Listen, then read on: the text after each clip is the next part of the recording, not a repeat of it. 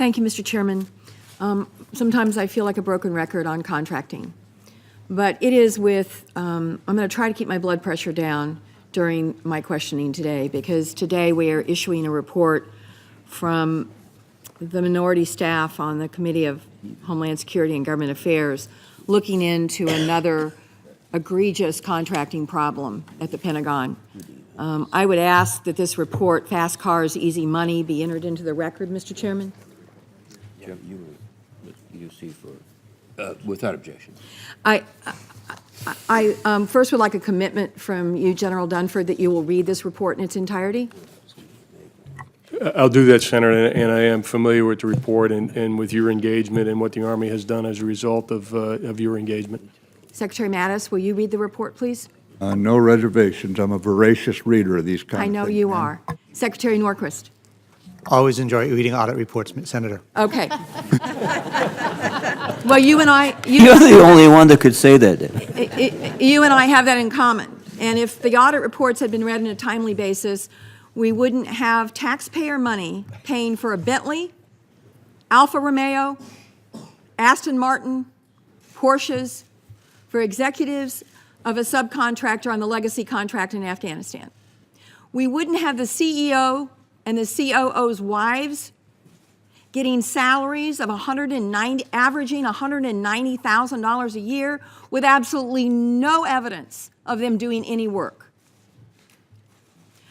You would know, if you'd read all the audit reports, as my staff has, and asked the questions, that in fact, the subcontractor not only directed the Pentagon towards this contract, they got most of the work under the contract, and that there was involvement in the Pentagon in helping steer this contract to the subcontractor. You would know that they figured out a way to find a contracting vehicle that they wouldn't have to compete. And the insulting thing about this is they found a contracting vehicle that was for R&D, asking for hard science proposals, hard science proposals. In a 150-page solicitation for hard science proposal, the human was mentioned one time, one word, human intelligence.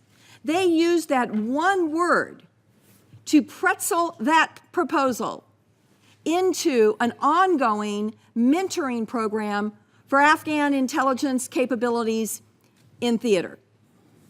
Hundreds and millions of dollars. And audit after audit has said they can't even find any metrics that they made any progress. I know there's criminal investigations going on, but the question I have to ask, as I've asked repeatedly in this committee, is what is wrong with the debarment process? This is the whipped cream and cherry on top of this incredible scandal. They are still a contractor. They are getting taxpayer money as we speak. Why in the world, when you have audit evidence of this kind of egregious, I don't know at what point it becomes criminal or just gross mismanagement by the Pentagon. I don't know at which point it's criminal activity or not. But I do know this, that there is enough evidence in the audit reports, Secretary Norquist and Secretary Mattis and General Dunford, that these people shouldn't be anywhere near one dime of taxpayer money. So I would like somebody to respond to me why in the world we are still doing business with these crooks.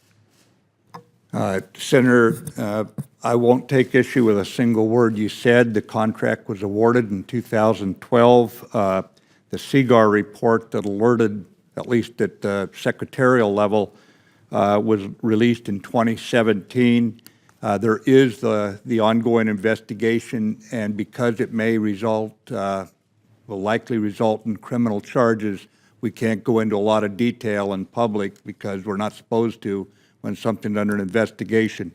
But there's not a word you just said that I would take issue with. I really appreciate that, Secretary Mattis. And there's two things I would ask for you and of all of you, and I would hope that I could get answers on those as quickly as possible. And if it has to be in a setting where we can talk about the criminal investigation, one is how quickly they can be debarred, because there's nothing in the law prohibiting you from debarring them right now. There's nothing in the criminal investigation that requires a wait.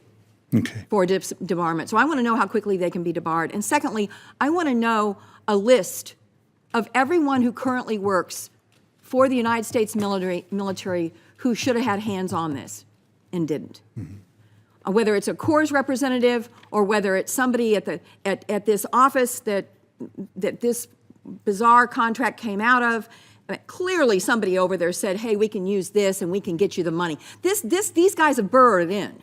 They've burrowed in at the Pentagon. I've seen this before. And you guys know it happens. Somebody builds a relationship, and before you know it, hundreds of millions of dollars are flying around, and frankly, nobody's paying close enough attention. Somebody's head's got to roll on this. And I need a list of people that are going to be held accountable for this happening. I've just got to be careful saying individually before the investigation's I understand. done, because that could end up I understand. I messing have it up. confidence in you, Secretary Mattis, that Right. you'll get to the bottom I of know. it. But I will tell you, I am not going to shut up about this until somebody is held accountable for people driving Bentleys. Yeah. We're losing soldiers, families are sacrificing, we're worried about their benefits and their pay, and some jerk is driving a Bentley in the UK Yeah. on taxpayer money. If it doesn't make everybody upset, then something's wrong with them. So let's get busy on this and figure out whose head needs to roll, because if somebody isn't held accountable for letting this happen, it's going to keep happening. Senator, 100% with you on this. You'll notice last year when I came up here for confirmation, I talked about business reform. This year, alongside business reform, is accountability. I've learned the lesson since I got there, and that is now right alongside business reform is accountability for every dollar. So we're with you. I wish I'd been here in the job in 2012, is all I can tell you. Thank you, Chairman. Thank you, Senator.